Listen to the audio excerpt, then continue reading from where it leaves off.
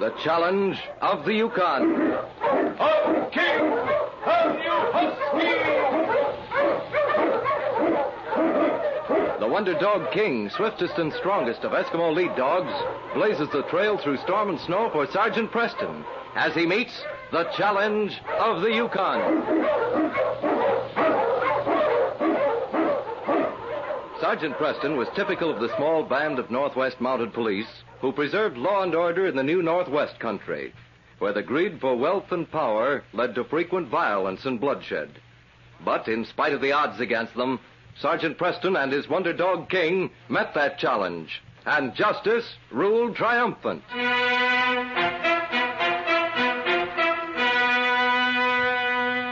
In 1833, Alaska and the Yukon Territory were for the first time invaded by white men.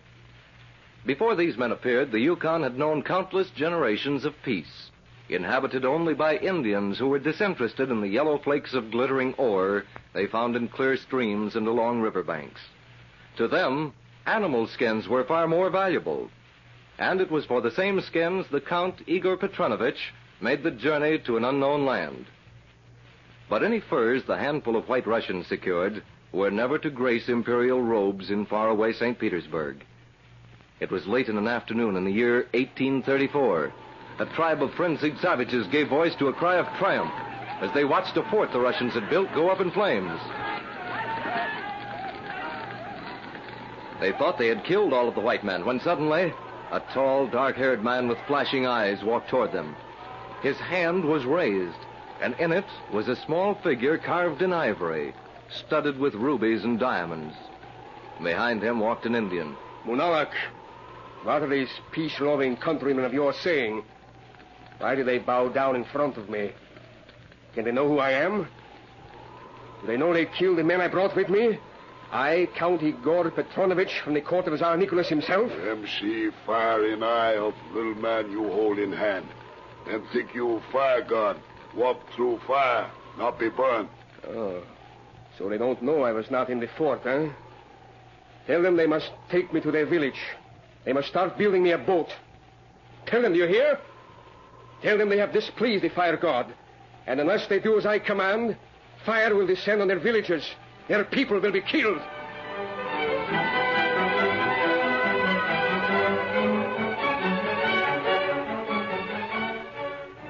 Count Igor Petrovich joined an expedition at the headwaters of the Yukon River and set sail for his native Russia, thinking the idol he left behind was a small price to pay for his life. As for the idol itself, it remained with the Yukon Indians. Many years passed before white men again disturbed the peace of the North Country.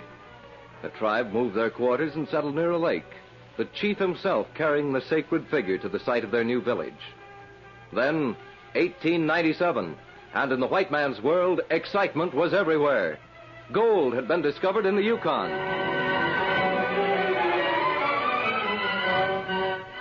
Sally Lawson, with her stepbrother Tom and Jim Wilson, left Dawson far behind them as their sleds covered the frozen trails. 4 days passed, and then a week. And in the middle of the second week, as they sat beside a campfire, Sally spoke to Jim Wilson, glancing occasionally at her stepbrother, who stood inside the tent flap, studying a piece of paper. He hardly talks anymore, Jim. It's been tough on you, hasn't it, Sally? You never should have come in the first place. Perhaps not. But Tom's the only relative I have, and I didn't want to stay by myself back in Seattle. Seattle. Seems like a long way from here, doesn't it? I guess it does. Only, I wish you wouldn't worry about this. Tom got that map from an old-timer. He paid him for it, Sally. Whatever he paid for it, I'm beginning to think the whole thing's a fake. I think we should turn back. We'll wait a few more days. Give him a chance to prove he's right. Remember, part of my money's wrapped up in that sheet of paper, too. Well, we can hope for the best anyway. Tom, I'm going to turn in. All right. We'll start early in the morning. Nice. Good night, Sally. Tom. Sally's worried. Oh, she doesn't know what it's Tom, I want you to be truthful with me. You've been off the track these last few days, haven't you? Well, what do you mean? Just what I said. We couldn't go back now, even if we wanted to, could we? We're lost, isn't that it? Yeah, that's it. And there's only one thing to do. Keep going.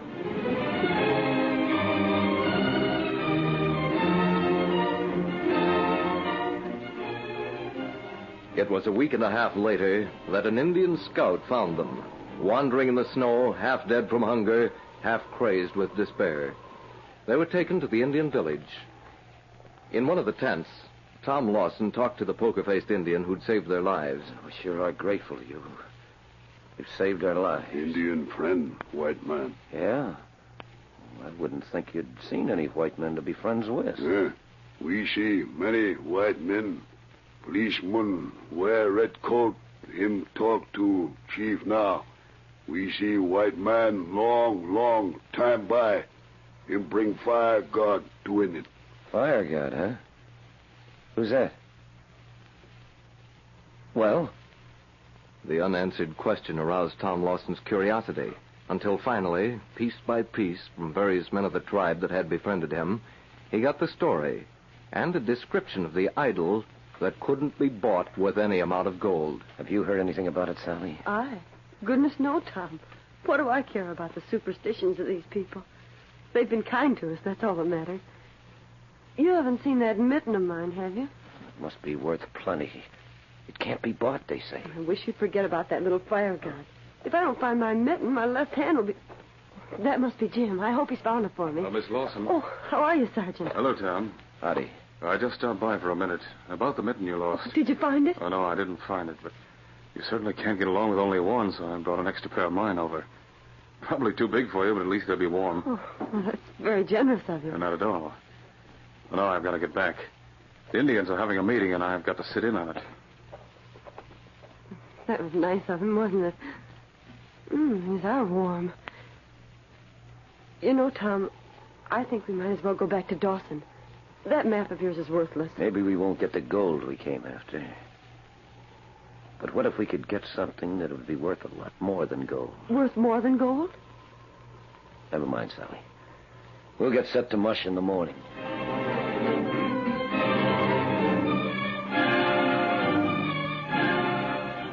They left the village early the next day. Tom drove the dogs hard, and by the time darkness had fallen, they'd covered about 30 miles. That night in camp, Tom called to his sister and Jim Wilson.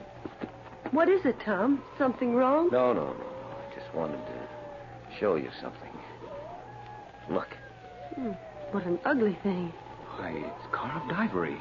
Yes, and those awful devilish-looking red eyes. Almost look as if there's fire dancing in the... Tom, you didn't take it. Sure, I took it. And just look at it. It's worth a fortune. Tom, you shouldn't have. When the Indians discover She's right. They'll be on our trail in no time. You've got to take it After back. all the trouble I had getting it? Not on your life. Sally, hand me that extra mitten of yours. What extra mitten? Tom, you've got to take that back. Come on, give it to me. Preston gave you a pair, so you've got two right ones. Now, slip the idol inside it. A fortune in diamonds and rubies, and it fits inside a mitten.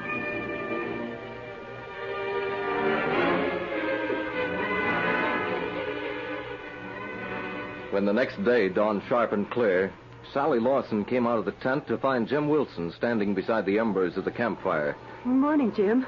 I'll start breakfast right away. Isn't Tom up yet? He's gone. Must have cleared out during the night. He took the sled with him.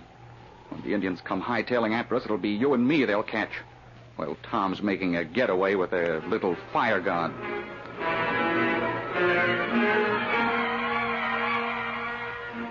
The Indians arrived at the camp a short time later, and with them was Sergeant Preston and the great dog King. Preston and the chief of the tribe listened to the story the man and the girl told. But as the Mountie nodded, there was a wary distrust in the old Indian's eyes. Fire god gone. You take Indian fire god. Indian kill you. They didn't steal the fire god, but the man who was with them did. You can't kill him, Chief Owega. That would be murder, and you'll pay with your own life if you take theirs. You say you catch him thief? Yes. Bring him back to village with fire god? Yes. We take man and girl to village. All right, and I'll go find your fire god. On King! On you huskies!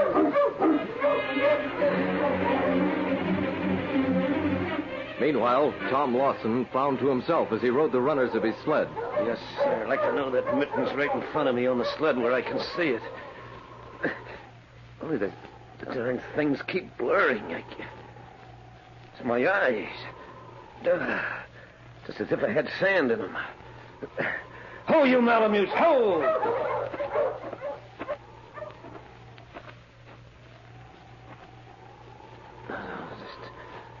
I make sure that mitten's there. I can't. Ooh. I know what's wrong with my eyes. Sally's got the snow goggles in her pack. But I'm snowblind. I gotta get my hand on the bar of the sled. There. Now, mush, you Malamutes! Hey, the dogs are leading me! I can't see! I'm blind! I'm snowblind! When the dogs pulled, the sled had given a sudden forward lurch, throwing Tom Lawson off balance. He fell headlong in the snow, and as he raised himself on one arm, he could hear, but not see, his dogs fading in the distance. Struggling on in the snow, he was unaware of Sergeant Preston, who was already close on his heels. Strange, that turn he made in the trail several miles back. Whether Lawson knows it or not, he's heading back to the Indian village.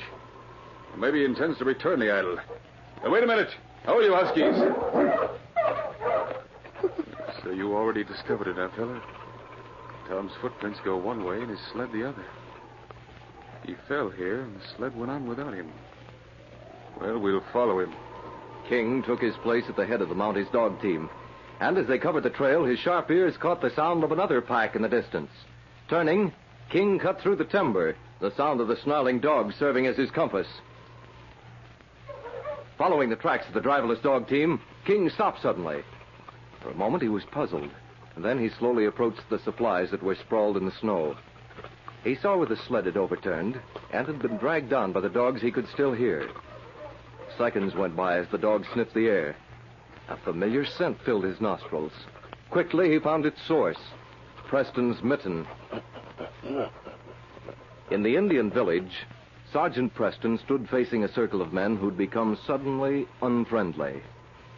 Beside the Mountie stood Tom Lawson, his hands rubbing his burning eyes. Him take fire gun. Him no have fire gun. That's right. He doesn't have it with him, but it's on his sled.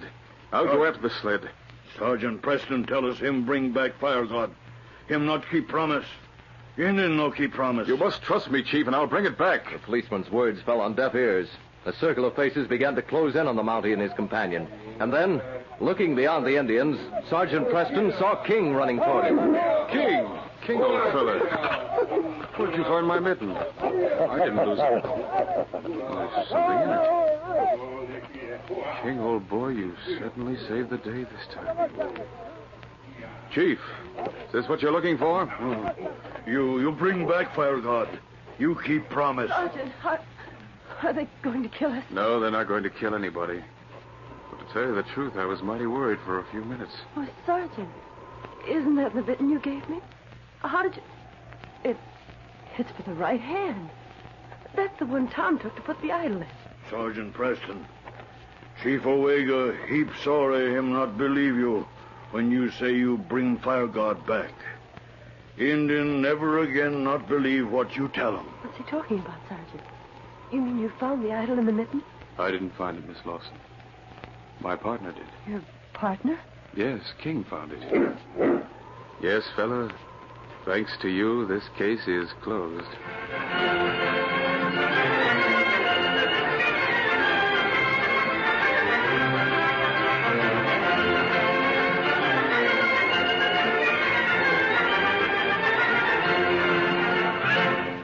These copyrighted dramas originate in the studios of WXYZ Detroit, and all characters, names, places, and incidents used are fictitious.